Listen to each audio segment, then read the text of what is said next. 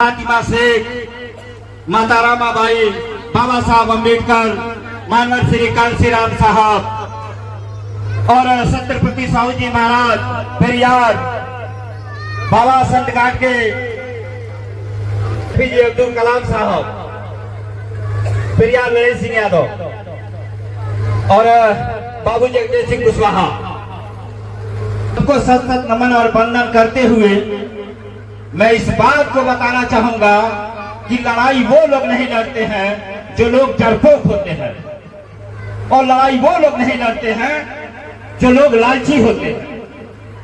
लड़ाई वही लोग लड़ते हैं जिनके अंदर लालच न हो और डरपोक न हो।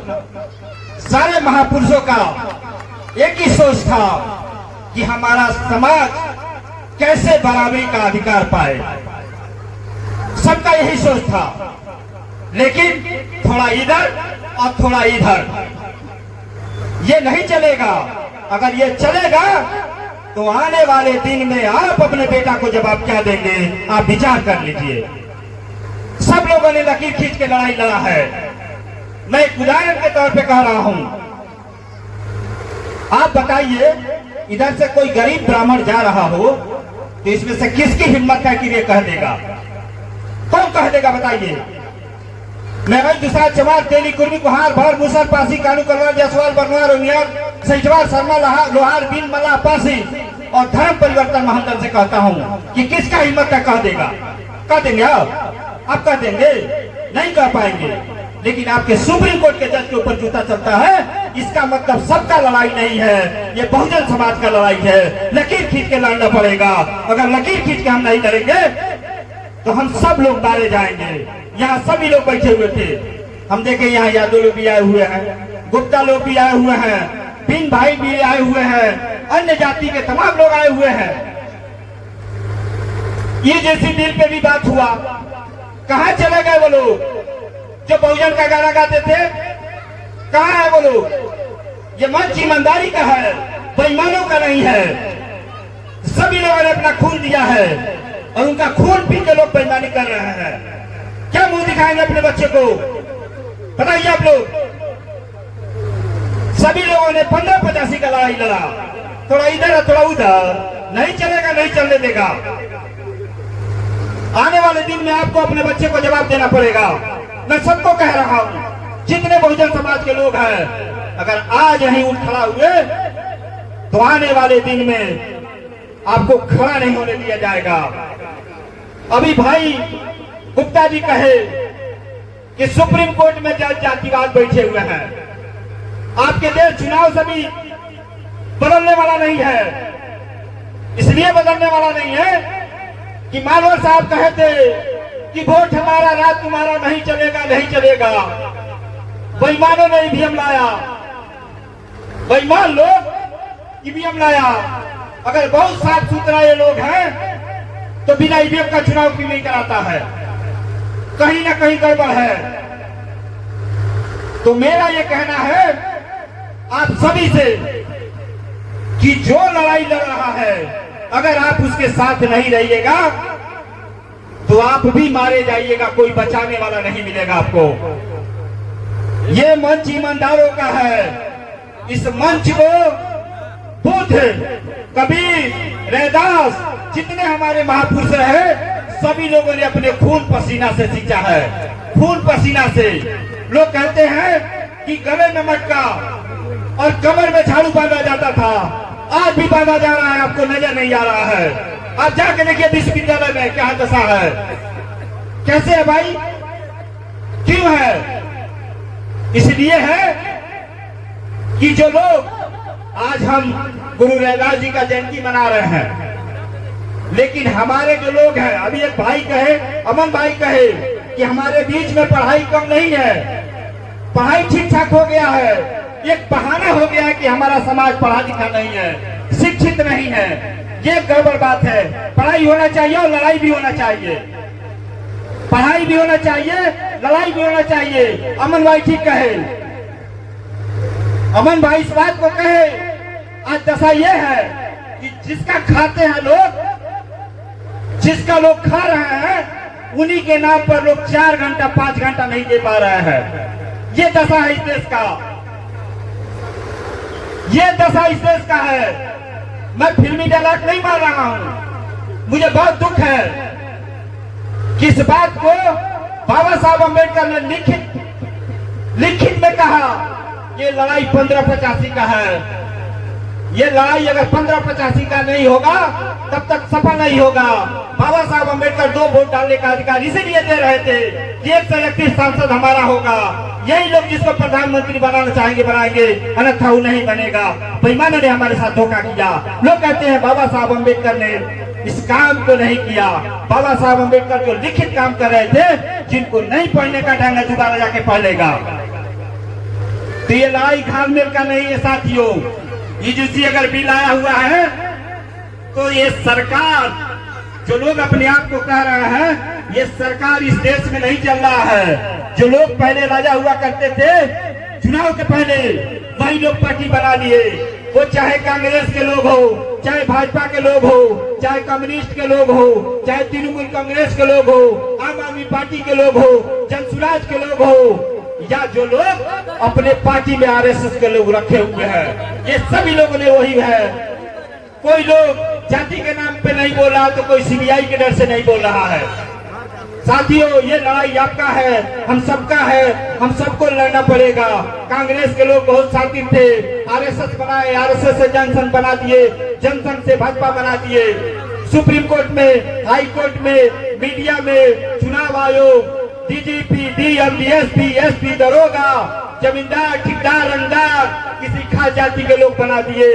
आपका देश जब तक आप लड़ेंगे नहीं, सुधार नहीं होगा।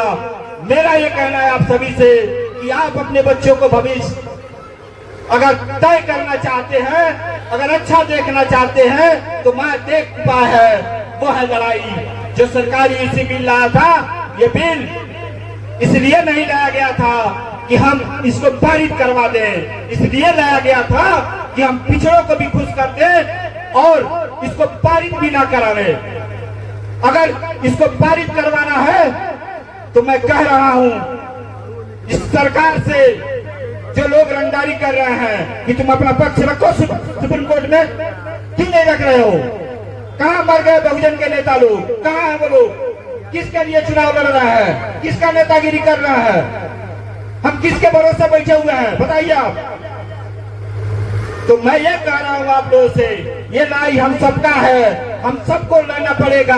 इसके अलावा कोई उपाय नहीं है। यहाँ बहुत गार्जियन लोग बैठे हुए हैं, इस बात को जाके आप सोचिएगा कि ये गरीबी भगवान का देन नहीं, बेईमानों का देन है। जिन लोगों ने 6743 जाति में हमको बांटा है, अगर भगवान होता तो बरसों बरसों से केवल हम ही को गरीब नहीं बनाता, हम ही को मार खाने वाला नहीं बनाता, हम ही को अनपढ़ नहीं बनाता।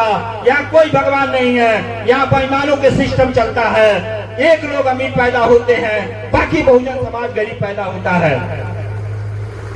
तो ये लड़ाई लड़ने से ही खत्म होगा, इसके अलावा कोई उपाय नहीं है। हमको अगर बाबा साहब अम्बेडकर संविधान दिए हैं, अगर वो कहे हैं कि नहीं शिक्षित हो, संगठित हो और संघर्ष करो, ये हर मंच का भाषा है। जो लोग संगठन बनाने वाले लोग हैं, वो आज नौकरी पेशा में जाके मलाई खा के सो रहा है।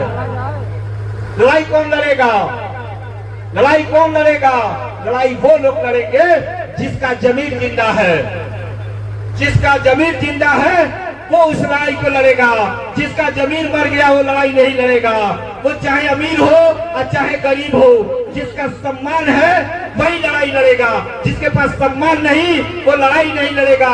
वो चाहे पीएचडी एमफिल किया हो और चाहे नहीं पढ़ा हो। बाबा साहब अम्बेडकर कहे थे कि पढ़े लिखे लोगों ने मुझे धोखा दिया। बाबा साहब अम्बेडकर कहे थे कि पीएचडी एमफिल कर लेने से समझदार नहीं हो जाता है। मैं नहीं कह रहा हूँ, बाबा साहब कहे थे कि जो पीएचडी एमफिल कर लेगा वो समझदार नहीं होता, वो चालाक होता है। समझदार वो होता है जो अपने समाज के बीच में जाता है, अपने समाज को दुख दर्द समझता है, वो समझदार होता है। समझदार वो नहीं होता है जो पीएचडी एमफिल कर ले, अपने आप को समझदार का वो बेईमान होता है। मैं देखा है, हमने देखा इस मंच पे बेईमानी। तो मेरा ये कहना है आप सभी से कि जो 6743 जाति में हमको बांटा है, उसको पहचानना है। अगर हम पहचानते नहीं हैं, अगर हम लोग इकट्ठा नहीं होते हैं तो हम अपने ही देश में मारे जाएंगे। अभी एक भाई ने कहा कि कुछ लोगों ने इस देश में आया और हम ही को गुलाम बना लिया। तो क्यों भाई? इसलिए कि संविधान बाबा साहब हमारा पेट भर रहा है ना, सम्मान मिले चाहे ना मिले, सम्मान मिले या ना मिले, पेट भर रहा है तो पेट तो कुकुर का भी भरता है। लेकिन आने वाले दिन में आप अपने बच्चों को क्या देने जा रहे हैं, आप अंदाजा लगा लीजिए। मैं एक बात और कहूंगा कि काफी लोगों ने बहुत कुछ कहा, बातें बहुत है, लेकिन मैं नहीं इसलिए बोल रहा हूं कि भाई कितने नेता हमारे देश के लिए लड़ रहा है, वो चाहे कोई भी हो, उसको बहुत धन्यवाद है, बहुत शुक्रिया है कि वो लोग अपने जान का न परवाह करके आज जो लड़ाई लड़ रहे हैं, मैं उनके साथ हूं, वो चाहे कोई भी हो। तो दुर्गा उसकी, ब्रह्मा उसका, दुर्गा उसकी, ब्रह्मा उसका, उसका ही जीन है। दुर्गा उसकी, ब्रह्मा उसका, उसका ही जीन है। और जिसे हम भगवान का मंदिर समझते हैं, वो ब्राह्मणों की नोट और वोट छापने वाली सबसे बड़ी मशीन है, सबसे बड़ी मशीन है। साथियों, वो लोग कभी ना ईमानदार रहे हैं और ना कभी रहेंगे।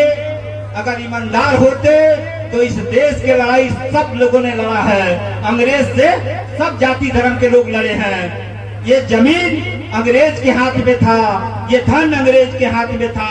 अंग्रेज के जाने के बाद बेईमानों की सरकार बनी और बेईमान राज कर रहा है। आज हमारे पास बसने का नहीं है, किसी के पास हजारों बीघा खाली है। मैं पूछना चाहता हूँ, वो कौन भगवान है कि पीढ़ी दर पीढ़ी हमको गरीब पैदा करता है और पीढ़ी दर पीढ़ी उसको अमीर पैदा करता है? इसीलिए कहीं भगवान नहीं है। भगवान इस देश का प्रधानमंत्री होता है, वो चाहे कांग्रेस रहे, चाहे बीजेपी रहे, चाहे जनता दल रहे, प्रधानमंत्री ब्राह्मण बनता है, दूसरा कोई नहीं बनता है।